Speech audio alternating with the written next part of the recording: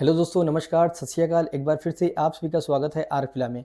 अगर अभी तक आपने चैनल को सब्सक्राइब नहीं किया तो प्लीज़ सब्सक्राइब बटन को प्रेस कर दें। साथ में बेल आइकन होगा, उसको भी प्रेस कर दीजिएगा, जिससे फ्यूचर की अपकमिंग वीडियोस की नोटिफिकेशन आपको सबसे पहले आएगी। आज की इस वीडियो में हम डिस्कस करने वाले हैं one of the important material के बारे में, जो कि इंटीरियर वर्क में बहुत ही हाई लेवल पे यूज़ होता है, जिसका नाम है MDF। इस मटेरियल के बारे में हम कंप्लीट में डिस्कशन करेंगे, A to Z, कोई भी पॉइंट मिस नहीं होगा। इसलिए इस वीडियो को हमने दो पार्ट में डिवाइड किया हुआ है based on the different points. ठीक है, टोटल 8 पॉइंट्स हैं जिसके बारे में हम डिस्कस करेंगे।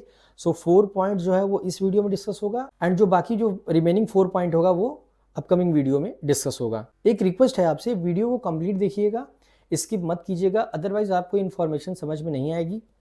दूसरी चीज, आप चाहे ओनर हो, चाहे आप कारपेंटर हो, चाहे आप मैन्युफैक्चरर हो, आप सभी के लिए ये वीडियो बहुत ही इंपॉर्टेंट होने वाली है। प्लीज रिक्वेस्ट है, वीडियो को कंप्लीट देखिएगा, स्किप मत कीजिएगा। चलिए बिना किसी देरी की वीडियो को स्टार्ट करें।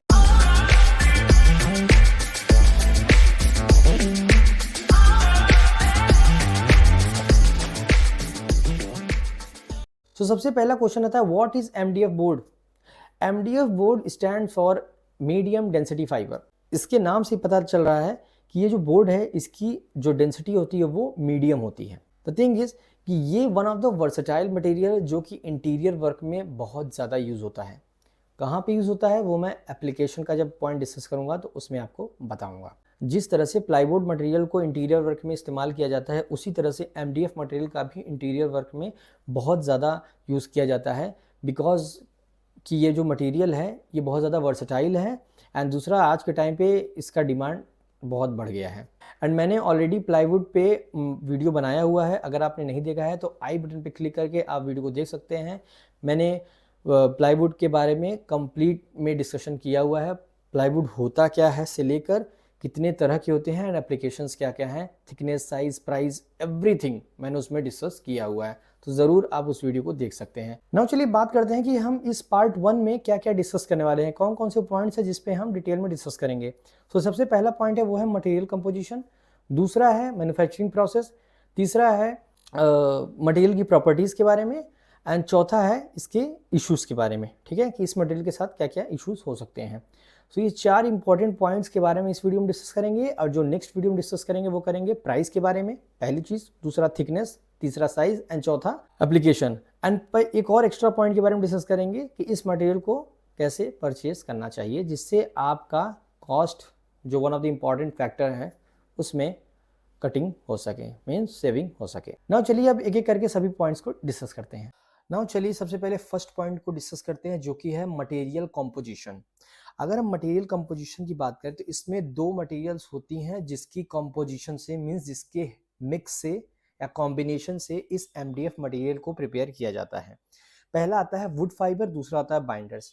वुड फाइबर जो होता है वो बेसिकली जो हार्ड वुड होता है या सॉफ्ट वुड के जो रेजिड्यूल्स होते हैं वो होता है। रेजिड्यूल्स मतलब कि बचे हुए हिस्से जो छोटे छोटे चिप्स के फॉर्म में होते हैं, स्मॉल पीसेस जिसको हम बोलते हैं, उसको हम बोलते हैं रेजिड्यूल।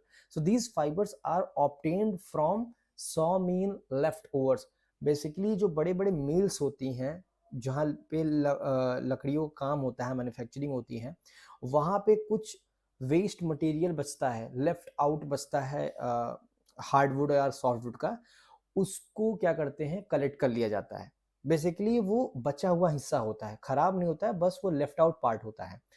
उसको कलेक्ट किया जाता है, पहली चीज। एंड ये चिप्स के फॉर्म में होते हैं, छोटे छोटे फाइबर्स होते हैं। ठीक है, जैसे आप इमेज में देख सकते हैं, इस तरह का होता है, जिसको बोलते हैं वुड फाइबर्स। नाउ चलिए बात करते हैं दूसरे मटेरियल की, जो कि है बाइंडर्स। देखिए, विदाउट बाइंडर मटेरियल को प्रिपेयर नहीं कर सकते हैं। बाइंडर्स क्या होता है कि वो बाइंड मतलब स्ट्रेंथ बढ़ाने के लिए होता है।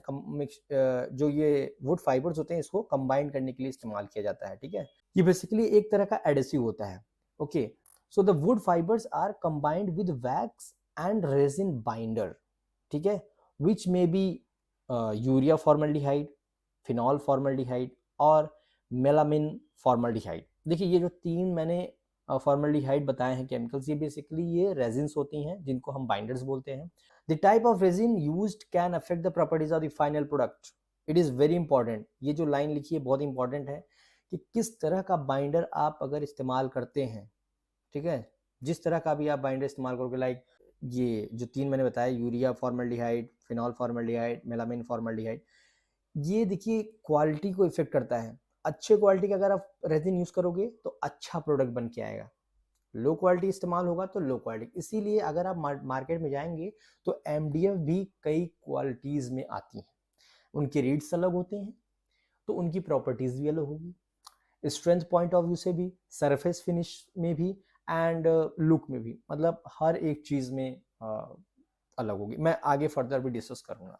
सो मटेरियल कंपोजिशन आपको मैंने डिटेल में बता दिया है कि वुड फाइबर और बाइंडर्स कितने तरह के होते हैं, कौन से बाइंडर्स को इस्तेमाल किया जाता है, एंड वुड फाइबर्स कहाँ से मिलता है, कौन से वुड का यूज होता है, लाइक हार्ड वुड और सॉफ्ट वुड। ठीक है, तो इसको मैंने डिटेल में डिस्कस कर लिया है। अब चलिए बात करते हैं नेक्स्ट पॉइंट की, जो कि है मैन्युफैक्चरिंग प्रोसेस, मींस इसको किस तरह से प्रिपेयर किया जाता है। Now in manufacturing process there are 5 steps that needs to be followed. पहला है break down wood. Breaking down wood का मतलब है कि wood logs are first broken down into the wood chips और fibres, and then these fibres are refined to achieve a consistent size. So कहने का मतलब है कि जो बड़े बड़े लकड़ी के जो ब्लॉक्स होते हैं उनको ब्रेक डाउन कर लिया जाता है वुड चिप्स के फॉर्म में, फिर उन चिप्स को और रिफाइन किया जाता है, जो पर्टिकुलर साइज रिक्वायर्ड होता है उसको अचीव करने के लिए इसको और रिफाइन करते हैं, ठीक है, फर्दर प्रोसेस की हेल्प से। एंड दूसरी चीज, जो वुड चिप्स है वो जो लेफ्ट आउट पार्ट होते हैं वुड इंडस्ट्रीज के, वहां से भी कलेक्ट किया जाता है, एंड देन अगेन उसको रिफाइन किया जाता है to achieve a consistent size. Now जो नेक्स्ट स्टेप है वो है blending and drying. Blending and drying में होता क्या है, the wood fibres are blended with resin. So हमारे पास रेजिन है एंड वुड फाइबर्स है, दोनों क्या किया जाता है, मिक्स किया जाता है। ब्लेंड का मतलब होता है मिक्स। सो मिक्स किया जाता है and then the mixture is dried to remove excess moisture. And जब ये मिक्सचर को बना लिया जाता है उसके बाद इसको थोड़ा सा ड्राई किया जाता है, अगर उसमें एक्सेस मॉइस्चर अगर है तो वो निकल जाए। थर्ड स्टेप है forming panels. The dried mixture is formed into panels और शीट। देखिए मिक्सचर हमारे पास आ गया, उसके बाद उसको शेप देने के लिए पैनल्स और शीट का इस्तेमाल किया जाता है, यूज किया जाता है। This is a typically done by spreading the mixture on a conveyor belt. जो मिक्सचर होता है उसको कन्वेयर बेल्ट की हेल्प से स्प्रेड किया जाता है under high temperature and pressure. High temperature और प्रेशर दे के उसको स्प्रेड करके ये पैनल्स में सेट किया जाता है। आफ्टर दैट जो नेक्स्ट स्टेप है वो है क्यूरिंग। क्यूरिंग का मतलब है कि the panels are cured in a press to set the resin and achieve a desired density. जो भी हमें डेंसिटी चाहिए होती है, जो स्ट्रेंथ चाहिए होती है, उसको अचीव करने के लिए क्यूरिंग प्रोसेस होता है। क्यूरिंग का मतलब होता है कि जो रेजिन मिक्सचर है, बाइंडर एंड रेजिन का जो मिक्सचर है वो सॉलिडिफाई हो जाए, मीन्स प्रॉपरली ड्राई हो जाए, सूख जाए, एंड जो डिज़ायर्ड डेंसिटी है एंड स्ट्रेंथ है वो हमें मिल जाए। सो ये आई थिंक एक ड्यूरेशन होता है, पर्टिकुलर ड्यूरेशन के लिए इसको छोड़ दिया जाता है। सो क्यूरिंग का मतलब होता है कि प्रॉपर तरीके से सेट हो जाना, जो मिक्सचर है वो सेट हो जाए एंड जो रिक्वायर्ड प्रॉपर्टीज है वो अचीव हो जाए। नाउ जो नेक्स्ट है वो है finishing. After curing the MDF panels are undergo additional process such as sanding और milling to achieve a smooth surface. देखिए क्यूरिंग के बाद क्या होता है, जो सरफेस होता है बिल्कुल फिनिश नहीं होता है, फिनिश्ड फॉर्म में नहीं होता है, स्मूथ नहीं होता है, तो उसको एक प्रॉपर शेप देने के लिए, प्रॉपर सरफेस को फिनिश देने के लिए उसको एडिशनल प्रोसेस दिया जाता है, ठीक है। सैंडिंग प्रोसेस होता है एंड अदर प्रोसेस होता है। सो जो रिक्वायर्ड सरफेस होता है वो अचीव हो जाता है। सो ये 5 स्टेप को फॉलो किया जाता है मैन्युफैक्चरिंग प्रोसेस में। नाउ चलिए नेक्स्ट पॉइंट की बात करते हैं, जो कि है प्रॉपर्टीज। जितने भी मटेरियल्स होते हैं सबकी अपनी अपनी प्रॉपर्टीज होती है, वैसे ही एमडीएफ की भी कुछ प्रॉपर्टीज होती हैं। उन प्रॉपर्टीज को यहाँ पे मेंशन किया गया है। 5 प्रॉपर्टीज हैं जो कि वन बाय वन हम डिस्कस करेंगे। सो पहली प्रॉपर्टी है डेंसिटी। नाउ एमडीएफ जो कि स्टैंड करता है मीडियम डेंसिटी फाइबर। सो आप इसके फुल फॉर्म से ही या इसके नाम से ही आप जान सकते हैं कि इसकी जो डेंसिटी होती है वो क्या होती है, मीडियम होती है as compare to other fibre boards. इसका एक एडवांस मटेरियल है जो कि है हाई डेंसिटी फाइबर HDF, वो मैं किसी नेक्स्ट वीडियो में डिस्कस करूंगा ना। अगर इसकी डेंसिटी की बात करें तो डेंसिटी तो मीडियम होती है, लेकिन इसकी जो डेंसिटी होती है वो पार्टिकल बोर्ड से हायर होती है। पार्टिकल बोर्ड पे भी मैं अपकमिंग टाइम में वीडियो बनाऊंगा। एंड इसकी जो डेंसिटी होती है हार्ड वुड से वो क्या होती है, कम होती है। सो इसकी जो डेंसिटी है वो हार्ड वुड से कम है एंड पार्टिकल बोर्ड से ज़्यादा है। नाउ चलिए बात करते हैं कंसिस्टेंसी की। Now MDF has a uniform composition and is free from knots and other natural defects found in solid wood. कहने का मतलब है कि इसकी जो थ्रू आउट अगर सरफेस की बात करें, सो इसमें पहली चीज़ तो जो वॉइड्स होती हैं, ठीक है, जो डिफेक्ट्स होते हैं वो नहीं होता है इसमें। सरफेस जो है बिल्कुल वो यूनिफॉर्म होता है, कंपोजिशन जो होता है वो यूनिफॉर्म होता है, ठीक है। अगर इसको आप कट भी करेंगे ना, कट सेक्शन भी अगर इसका देखेंगे, बीच से काट के भी देखेंगे ना, तो आपको कहीं भी पिट्स नज़र नहीं आएंगे। पिट्स मतलब होते हैं छोटे छोटे गड्ढे, ठीक है, वो नहीं नज़र आएंगे। कहीं भी आपको वॉइड्स नज़र नहीं आएंगे, ठीक है, जो कि एयर बबल्स की वजह से बनता है, क्योंकि इसको हाई टेम्परेचर एंड प्रेशर से इतना कंप्रेस किया जाता है कि इसमें डिफेक्ट्स आने के चांसेस बहुत ही कम होते हैं। मीन्स 98% होता है कि इसमें कभी भी आपको डिफेक्ट्स नहीं मिलेंगे, 2% का चांस होता है, ठीक है। दूसरी चीज़, अगर हम सॉलिड वुड के कंपैरिजन में बात करें तो सॉलिड वुड जो होता है उसमें आपको डिफेक्ट्स मिलेगा। जो प्लाईबोर्ड्स होते हैं, ठीक है, जो प्लाईवुड हो गया, उसमें भी आपको कई जगह जब आप सरफेस को कट करोगे तो आपको लेयर्स के बीच में आपको कुछ वॉइड्स मिल सकते हैं, ठीक है, बट इसमें आपको वॉइड्स जनरली देखने को नहीं मिलता है। आप इमेज में भी देख सकते हैं। नाउ चलिए नेक्स्ट पॉइंट की बात करते हैं, जो कि है स्मूथ सरफेस। जो MDF मटेरियल होता है उसका जो सरफेस होता है बहुत ही स्मूथ होता है, सरफेस बिल्कुल फ्लैट होता है, ठीक है, and making it suitable for painting, veneer और लैमिनेटिंग। देखिए इसमें पेंटिंग, आप विनियरिंग और लैमिनेटिंग और एनी मोल्डिंग आप कुछ भी इसमें कर सकते हो बहुत ही आसानी से, very easy for the machinability. लेकिन नेक्स्ट जो लास्ट प्रॉपर्टी है वो मशीनेबिलिटी पे है। सो इसका सरफेस बहुत ज़्यादा स्मूथ होता है, इसमें एडिशनल प्रोसेस करने की कोई ज़रूरत नहीं होती है, डायरेक्ट आप इसे पेंटिंग कर सकते हैं। Versatility, MDF is highly versatile and can be used for various applications, ठीक है, ये बहुत ही वर्सेटाइल मटेरियल है। एंड एक चीज़ और बता दें कि जो MDF मटेरियल होता है ये इसका वेट भी काफ़ी ज़्यादा ये लाइट वेट होता है। थिकनेस अगर हम अदर मटेरियल कंपैरिजन में बोलें तो ये थोड़ा सा लाइट होता है, ठीक है। सो इसकी जो एप्लीकेशंस है वो बहुत ज़्यादा है। कहाँ कहाँ है वो बता देते हैं। फर्नीचर इंडस्ट्री में है, कैबिनेटरी में है, मोल्डिंग में है, ठीक है, शेल्विंग में है। एंड स्पेशली मोल्डिंग में तो इसका बहुत ज़्यादा यूज़ है, क्योंकि इसमें आप कितने भी डिफ़िकल्ट या कॉम्प्लेक्स डिज़ाइन हैं आप मोल्डिंग की हेल्प से इस पर बना सकते हैं, जो कि प्लाई वुड सरफेस पे बनाना या अदर सरफेस बनाना थोड़ा सा डिफ़िकल्ट हो जाता है। अगर हम मशीनेबिलिटी की बात करें, ठीक है, तो MDF can be easily machined, cut and drill. इसमें आसानी से कट भी हो सकता है, कट कर सकते हैं, मशीनिंग कर सकते हैं, ड्रिलिंग कर सकते हैं। मशीन का मतलब है इसमें आप कोई भी मशीनिंग प्रोसेस कर सकते हैं, ठीक है ना। चलिए अब कंसर्न की बात कर लेते हैं। कंसर्न का यहाँ मतलब है कि क्या इश्यूज आ सकती हैं अगर ध्यान न दिया गया तो इस मटेरियल के साथ। तो बेसिकली जो है मॉइस्चर सेंसिटिविटी, जो MDF मटेरियल होता है वो मॉइस्चर सेंसिटिव है।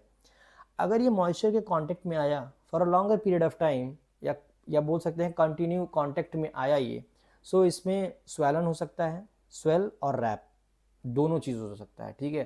सो इसको कभी भी वाटर के कांटेक्ट में ना रखें। It should not be expose to water for extended period. Extended period का मतलब है लॉन्गर पीरियड के लिए, ठीक है, लंबे समय के लिए इसको मॉइस्चर कांटेक्ट में नहीं यूज रखना चाहिए। And it is not recommended for outside. जो आउटडोर्स होते हैं ना, जो बाहर का हिस्सा होता है घर के, वहाँ पे तो इसको बिल्कुल भी नहीं इस्तेमाल करना चाहिए, क्योंकि वहाँ ह्यूमिडिटी ज़्यादा होती है, रेन हो गया विंटर टाइम, सो प्रॉब्लम हो सकता है। दूसरी चीज़ कंसर्न ये है कि ये जो मटेरियल आता है इसमें जो रेजिन्स यूज़ होता है, मैंने बताया था फॉर्मेल्डिहाइड एमिशंस। सो ये मटेरियल जो होता है जब इसको रॉ मटेरियल इसको परचेज़ किया जाता है ना, सो बेसिकली इसमें बहुत स्मेल आता है। सो स्मेल बेसिकली क्यों आता है, वो फॉर्मेल्डिहाइड की वजह से आता है। एंड फॉर्मेल्डिहाइड जब इसमें से एक तरह का गैस होता है, ठीक है, स्मेल होता है, वो जब निकलता है तो वो हेल्थ के लिए अच्छा नहीं होता है। एंड इवन उससे इन्वायरमेंट भी पॉल्यूट होता है। एंड बेसिकली ये मैं वेंडर्स के लिए बोलूँगा कि जब आप होल सेल से मटेरियल आप या मैन्युफैक्चरर से जब आप मटेरियल पिक करते हो, ठीक है, बहुत ज़्यादा आप अमाउंट में लेते हैं, सो आप ध्यान दें कि उसमें आप चेक करें कि जो ये MDF मटेरियल बना है उसमें जो रेजिन्स यूज़ किया गया है उसमें क्या एमिशन ज़्यादा है परसेंटेज में एमिट हो रहा है या लो एमिशन है, ठीक है, लेस परसेंटेज में स्मेल उसमें आ रहा है। सो यही मेन चीज़ है। एंड डिसएडवांटेज यही है कि मॉइस्चर सेंसिटिव होता है ये बहुत। नाउ अभी जो मैंने ये पॉइंट डिस्कस किया है, आई होप आपको ये समझ में आ गया होगा। एंड कोई भी अगर इन्फॉर्मेशन मिस हुआ है तो आप कमेंट सेक्शन में लिख के बता सकते हैं, या कोई भी डाउट है इन चारों पॉइंट्स में से तो आप हमसे पूछ सकते हैं, ठीक है, मैं ज़रूर रिप्लाई करूँगा। नाउ जो रिमेनिंग पॉइंट्स हैं वो पार्ट 2 में मैं डिस्कस करूँगा, उसको भी मैं डिटेल में डिस्कस करूँगा। ऑलराइट, सो आई होप आपको इन्फॉर्मेशन अच्छी लगेगी। If yes then give thumbs up, and ऐसे ही चैनल को सपोर्ट करते रहिए, वीडियो को शेयर कीजिए, चैनल को सब्सक्राइब कर लीजिए। एंड अगर आपने ये वीडियो कंप्लीट देखा है तो उम्मीद करता हूँ कि आपको ये जितने भी पॉइंट्स हैं अभी मैंने डिस्कस किया है वो अच्छे से समझ में आ गए होंगे। सो चलिए फिर मिलते हैं नेक्स्ट वीडियो में पार्ट 2 के साथ। तब तक के लिए नमस्कार, जय Hind, Vande Mataram. They'll be calling me royalty.